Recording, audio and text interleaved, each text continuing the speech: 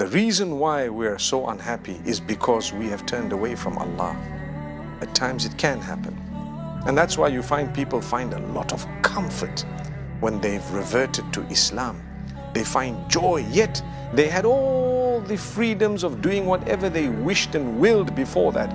They tattooed themselves, they went to the clubs, they went to the pubs, they had alcohol, intoxicants, they didn't even have a term known as adultery or fornication. They did what they wanted, when they wanted, how they wanted, with who they wanted, and they had all the money on earth. They ate what they wanted, when they wanted, how they wanted, where they wanted, and they were not happy.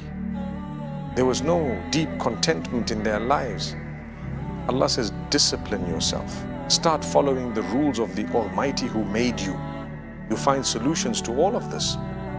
You don't just do as you please. If you're a believer, you do what pleases Allah.